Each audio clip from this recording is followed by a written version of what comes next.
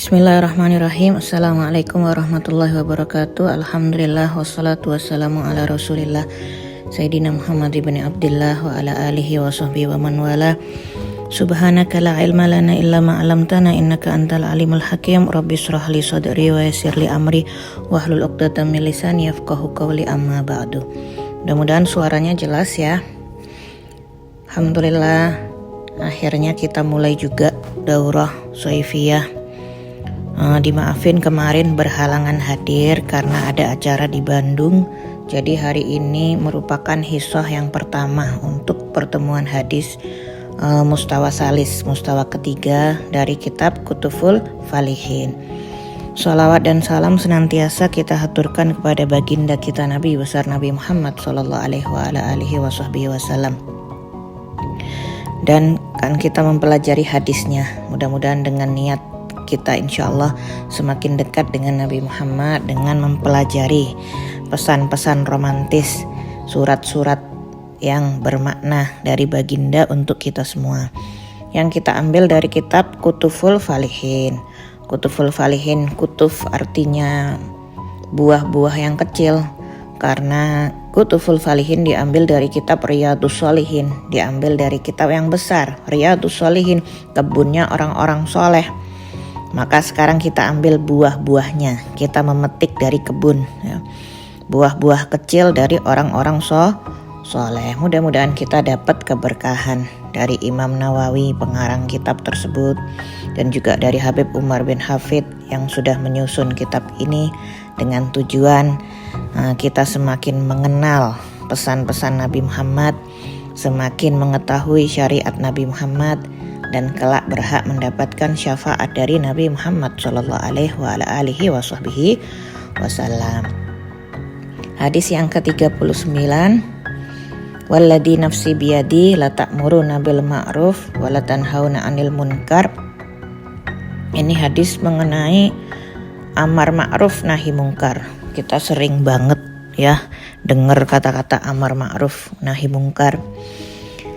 Hadis ini artinya, walladzi nafsi biyadi, demi jiwaku yang berada di tangannya, sungguh kalian itu harus menyeru kepada amar yang ma'ruf, wala tanhauna 'anil munkar, dan juga mencegah kemungkaran. Nah, jika tidak, hampir Allah menurunkan azab kepada kalian.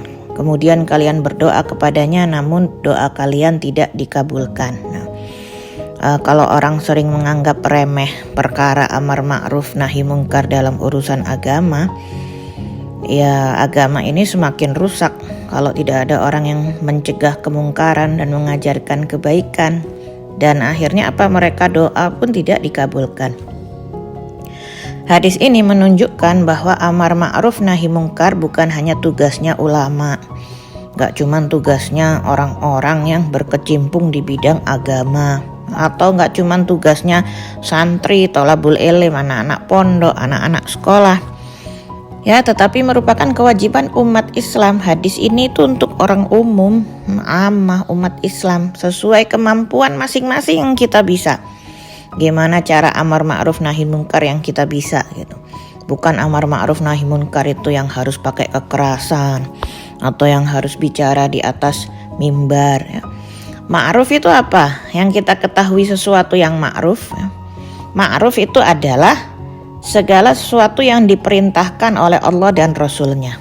Apapun yang Allah dan Rasulnya perintahkan itu namanya ma'ruf, perkara-perkara kebaikan ya. Kalau munkar apa? Kebalikannya adalah segala sesuatu yang dilarang syariat, itu namanya mungkar ya. Orang gak pakai kerudung, mungkar, berbuat kemungkaran. Kenapa? Dia melanggar syariat. Orang minum minuman keras misalnya, atau jangankan minuman keras, nyari sesuatu yang belum jelas halal haramnya, munkar ya. Dia berbuat kemungkaran di depan mata kita. Nah, caranya kita ingetin, jangan makan di sini loh, belum ada halalnya. Nah, itu termasuk mencegah kemungkaran dan termasuk amar ma'ruf ya, karena kita diperintahkan oleh Rasulullah, talabul halal wajibun ala kulli muslim. Nyari sesuatu yang halal itu wajib bagi setiap muslim gitu ya. Jadi apa? Nah, itu termasuk amar ma'ruf nahi munkar. Nah, dan Nabi mengatakan dalam hadis ini menggunakan kalimat sumpah. Artinya nggak main-main ya. Demi zat walladzi nafsi biyadi, demi zat yang jiwaku berada di tangannya. Siapa itu? Allah Subhanahu wa taala. Ini menunjukkan bahwa betapa pentingnya perkara ini. Agama Islam itu nggak lepas dari yang namanya amar ma'ruf nahi mungkar setiap hari. Terima kasih yang udah bantu share screen. Ini menunjukkan betapa pentingnya perkara ini. Nah, yang lebih mengkhawatirkan adalah ancaman ini datangnya dari hadis. Ya. Bukan hanya datang dari musibah, tapi doa pun ya, gara-gara kita abai ya. Doa pun bisa tertahan karena masyarakat membiarkan kemungkaran. Nah, satu kampung dibiarin penduduknya, gak ada yang sholat subuh dibiarin. Anak-anaknya main-main sampai malam dibiarin, ya misalnya kayak gitu. Kemudian orang kampung tersebut berdoa, doanya tertahan. Karena apa? Masyarakat kampungnya membiarkan kemungkaran terjadi. Kan banyak banget cerita, ya, baik cerita Israiliyat atau di zaman Nabi, zaman sahabat, di zaman orang-orang soleh. Gitu. Doa yang tertahan gara-gara apa? Masyarakatnya membiarkan kemungkaran terjadi. Para ulama ngejelasin bahwa ketika maksiat dibiarkan, orang-orang baik diam, orang-orang alim gak mau nasehatin, maka keberkahan akan dicabut sedikit demi sedikit. Ya, Allah berfirman di dalam Al-Quran, wattaqu fitnatan la tusibannal ladzina dzalamu minkum khassah. Katanya Allah, takutlah kalian terhadap fitnah yang tidak hanya menimpa orang-orang zalim saja, semuanya kena. Karena kenapa? Orang-orang baiknya gak mau amar ma'ruf nahi mungkar, dia biarin aja. Saya kan bukan ulama, saya kan bukan ustadzah, yang ngapain? Itu kan dia yang berbuat mungkar, yang penting saya enggak. Nah itu hati-hati ya.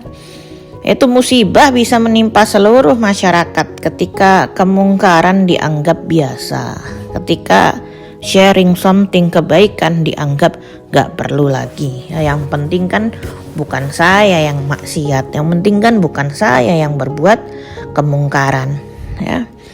Dikisahkan zaman dulu ya, kisah kapal, Nabi Muhammad SAW pernah memberikan permisalan ya. Ada sekelompok orang berada di lantai bawah kapal yang gede itu, bukan kapal pesiar ya. Kapal yang gede itu biasanya berlantai-lantai, ada yang di bawah, ada yang di tengah, ada yang di atas ya, berlapis-lapis 7, 8, 3, 4 tergantung ukuran kapal. Ada sekelompok orang berada di lantai bawah kapal. Nah, karena ingin mengambil air ya, kapal zaman dulu nggak canggih ya. Mereka berkata, daripada kita gangguin orang yang di atas, lebih baik kita lubangi aja kapal ini. Nah, dengan kita ngelubangin kapal ini, kita dapat air dari laut ya. Maklum pikiran orang polos ya. Belum ditemukan hukum fisika saat itu bahwa kalau kapal kemasukan air lama-lama berat jadi tenggelam ya.